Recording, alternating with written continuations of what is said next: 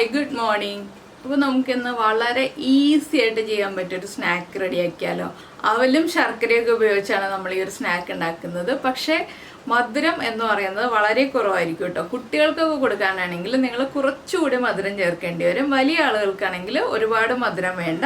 വളരെ ടേസ്റ്റി ആയിട്ടുള്ള നല്ല ക്രിസ്പി ആയിട്ടുള്ള ഒരു സ്നാക്കാണ്. എന്താണെന്ന് വെച്ചാൽ അവല് നമ്മൾ വറുത്തൊക്കെ ചെയ്യുന്നത് കൊണ്ട് ക്രിസ്പി ആയിട്ടിരിക്കും, കഴിക്കാൻ നല്ല ടേസ്റ്റാണ്, അതേസമയം വളരെ ഹെൽത്തിയുമാണ്. അപ്പോൾ എങ്ങനെയാണ് നമ്മുടെ അവൽ സ്നാക്ക് തയ്യാറാക്കുന്നത് നമുക്ക് നോക്കാം. നമുക്ക് നമ്മുടെ ഇൻഗ്രീഡിയൻസ് നോക്കാം. ഞാനിപ്പോൾ 1 കപ്പ് അവിലെടുത്തിട്ടുണ്ട്. അതിലേക്കൊരു 4 ടേബിൾ സ്പൂൺ തേങ്ങ ചിരവിയതെടുത്തിട്ടുണ്ട്. പിന്നെ കാഷ്നട്ടാണ് എടുത്തിട്ടുള്ളത്. കാഷ്നട്ട് നിങ്ങളുടെ ഇഷ്ടത്തിനനുസരിച്ച് എടുക്കാം കേട്ടോ.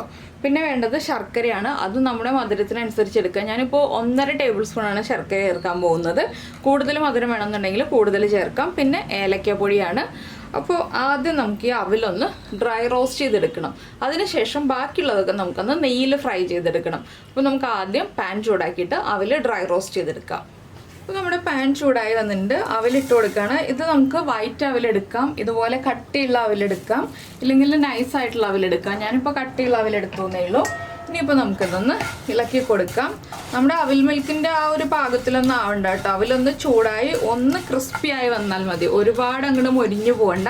വളരെ എളുപ്പത്തിൽ ഉണ്ടാക്കാൻ പറ്റിയൊരു സ്നാക്കാണ്. നമുക്കിപ്പോൾ എണ്ണയിൽ മുക്കി പൊരിക്കണ്ട, അങ്ങനെയൊന്നും ചെയ്യണ്ട. വളരെ വളരെ ഈസി ആയിട്ടുള്ള സ്നാക്കാണ്. നിങ്ങൾ ഇങ്ങനെ ഒരു സ്നാക്ക് ഉണ്ടാക്കി നോക്കിയിട്ടില്ലെങ്കിൽ ഉറപ്പായിട്ടും ട്രൈ ചെയ്യൂ. ഏറ്റവും എളുപ്പമാണ്.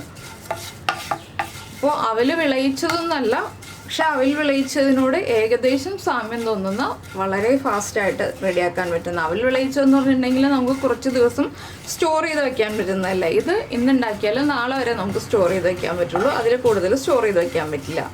അപ്പോൾ ഇത് അവിലൊന്ന് ചൂടായി തുടങ്ങി. നമ്മളിങ്ങനെ എടുക്കുമ്പോൾ അവിലൊന്ന് പൊട്ടിത്തുടങ്ങണം. ഇങ്ങനെ ഒന്ന് രണ്ടായിട്ട് ഒടിഞ്ഞു തുടങ്ങണം. അത്രയും ചൂടായാൽ മതി കേട്ടോ. ആ ഒരു രീതിയിൽ നമുക്ക് എടുക്കാവുന്നതേ ഉള്ളൂ. ഈ അവില് നമ്മൾ കൈ കൊണ്ടൊന്ന് ചെറുതായിട്ട് പൊടിച്ചെടുക്കണം. മിക്സിയിൽ പൊടിക്കാൻ നിൽക്കരുത്. മിക്സിയിൽ പൊടിച്ചിട്ടുണ്ടെങ്കിൽ വല്ലാതെ പൊടിഞ്ഞു പോകും. അപ്പോൾ കൈ കൊണ്ടൊന്ന് ചെറുതായിട്ട് പൊടിച്ചെടുത്തിട്ട് നമുക്ക് ബാക്കിയുള്ള കാര്യങ്ങളൊക്കെ ഇതേ പാനിൽ തന്നെ, ഇപ്പോൾ ചൂടോടെ പൊടിക്കുക എന്നുള്ളതല്ല ഞാൻ ഉദ്ദേശിച്ചത്, നമ്മളൊരു പ്ലേറ്റിലേക്ക് മാറ്റിയിട്ട് ബാക്കിയുള്ള കാര്യങ്ങളൊക്കെ ഒന്ന് റോസ്റ്റ് ചെയ്തെടുത്തതിന് ശേഷം അവിലും കൂടി ഒന്ന് പൊടിച്ച് ചേർക്കണം. അത്രയുള്ള പരിപാടി. വളരെ സിമ്പിളാണ്. അപ്പോൾ നിങ്ങളെല്ലാവരും ട്രൈ ചെയ്ത് നോക്കുക. ഇപ്പോൾ നമ്മുടെ അവില് പാകമായിട്ടുണ്ട്. നമുക്കിതൊരു പ്ലേറ്റിലേക്ക് മാറ്റാം. അപ്പോൾ ഞാൻ എന്താ പ്ലേറ്റിൽ അവിൽ ഇതുപോലെ ഒന്ന് ചെറുതായിട്ട് പൊടിച്ച് വെച്ചിട്ടുണ്ട്. ചെറുതായിട്ട് പൊടിച്ചിട്ടുള്ളൂ കേട്ടോ, നന്നായിട്ട് പൊടിച്ചിട്ടില്ല. ഇനി നമുക്ക് ഇതേ പാനിൽ തന്നെ ആ പാനൊന്ന് തുടച്ചിട്ട് കുറച്ച് നെയ്യ് ചേർത്ത് കൊടുക്കാം. ഒരുപാട് നെയ്യൊന്നും വേണ്ട.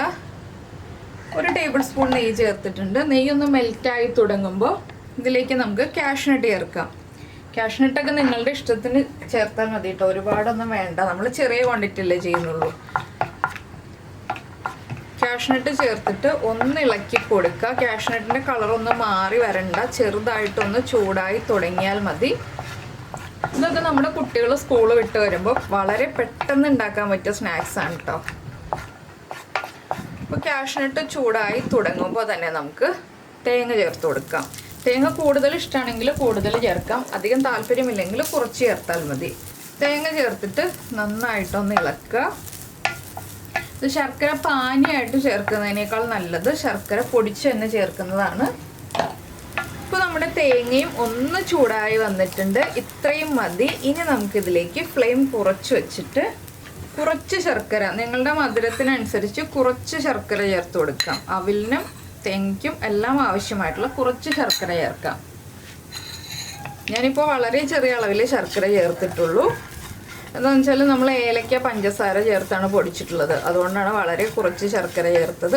കുട്ടികൾക്കാവുമ്പോൾ കുറച്ചധികം മധുരമൊക്കെ ആവാം. കുറച്ചുകൂടി ശർക്കര ചേർത്ത് കൊടുക്കാം. ഇനി ഈ ശർക്കര ഒന്ന് മെൽറ്റായി ആ തേങ്ങയിലേക്കൊക്കെ ഒന്ന് പിടിച്ചു വരണം. ഇപ്പോൾ തന്നെ കഴിയൂട്ടോ നമ്മുടെ സ്നാക്കിൻ്റെ പരിപാടി. വളരെ വളരെ സിമ്പിളാണെന്ന് ഞാൻ പറഞ്ഞത് ഇതുകൊണ്ടാണ്. അപ്പോൾ നിങ്ങൾ ഇങ്ങനെ ഒരു സ്നാക്ക് ഉണ്ടാക്കി നോക്കിയിട്ടില്ലെങ്കിൽ ഉറപ്പായിട്ടും ട്രൈ ചെയ്തിട്ട് ഇതിൻ്റെ ഫീഡ്ബാക്ക് ഒന്ന് അറിയിക്കുക, എങ്ങനെയുണ്ട് ഈ സ്നാക്ക് എന്നുള്ളത്.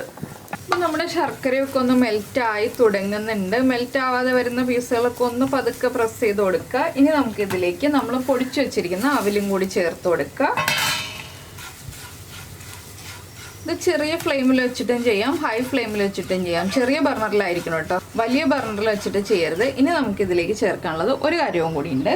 അപ്പോൾ നിങ്ങൾ ഡയബറ്റിക് പേഷ്യൻസ് ആണെങ്കിലും ചെറിയ അളവിൽ ഇതുപോലെ ശർക്കര ചേർത്തിട്ട് ഇടയ്ക്കൊക്കെ ഉണ്ടാക്കി കഴിച്ചോളൂ കേട്ടോ, കുഴപ്പമൊന്നുമില്ല. വല്ലപ്പോഴും, എപ്പോഴല്ല, വല്ലപ്പോഴും മാത്രം. അപ്പോൾ ഇതാ നമ്മുടെ സ്നാക്ക് റെഡി. ഇത്രയേ ഉള്ളൂ. ഇനി ഇതൊന്ന് നന്നായിട്ട് മിക്സ് ആവണം. ഇനി ഇത് കഴിക്കേണ്ട രീതി ഞാൻ പറയാം. ഡയബറ്റിക് പേഷ്യൻസ് ആണെങ്കിൽ ഇത് വെറുതെ ഇങ്ങനെ സ്പൂണിൽ കോരി കഴിക്കുക, അത്രയേ ഉള്ളൂ. ഒരു ഗ്ലാസ് മധുരം ഇടാത്ത ചായ, പാൽ ചായയുടെ കൂടെ കഴിക്കാം. പിന്നെ കുട്ടികൾക്കൊക്കെ ആണെങ്കിൽ ഒരു 1-2 ഞാലിപ്പൂവമ്പഴവും കൂടി അരിഞ്ഞ് മിക്സ് ചെയ്തിട്ട് കൊടുക്കുക. അപ്പോൾ നല്ല ടേസ്റ്റാണ്. ഞാലിപ്പൂവമ്പഴത്തിൻ്റെ ആ ഒരു മധുരവും കൂടി വരുമ്പോൾ നല്ല ടേസ്റ്റോടു കൂടി കഴിക്കാം. പിന്നെ വലിയവർക്ക്, ഷുഗറൊന്നും ഇല്ലാത്ത ആളുകൾക്കാണെങ്കിൽ ഞാലിപ്പൂവമ്പഴോ ഏത്തപ്പഴോ ഒക്കെ കൂട്ടി കഴിക്കാം കേട്ടോ. പഴമാണ് ഇതിൻ്റെ ഏറ്റവും നല്ല കോമ്പിനേഷൻ. ഡയബറ്റിക് പേഷ്യൻസ് ആണെങ്കിൽ എന്നുള്ളത് ഞാൻ എടുത്തു പറഞ്ഞത് എന്താണെന്ന് വെച്ചാൽ, ഈ ഒരു മധുരത്തിൻ്റെ കൂടെ പിന്നെ വീണ്ടും മധുരം കഴിക്കണ്ടല്ലോ എന്ന് വിചാരിച്ചിട്ടാണ് ഞാൻ പഴത്തിൻ്റെ കാര്യം എടുത്തു പറയാതിരുന്നത്.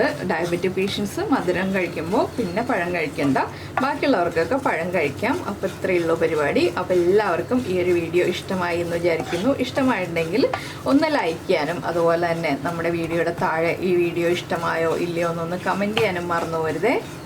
പിന്നെ നമ്മുടെ ചാനൽ ആദ്യമായിട്ട് കാണുകയാണെങ്കിൽ നമ്മുടെ വീഡിയോ പ്രസൻറ്റ് ചെയ്യുന്ന രീതിയൊക്കെ ഇഷ്ടമായി എന്നുണ്ടെങ്കിൽ ഒന്ന് സബ്സ്ക്രൈബ് ചെയ്ത് സപ്പോർട്ട് ചെയ്യണേ.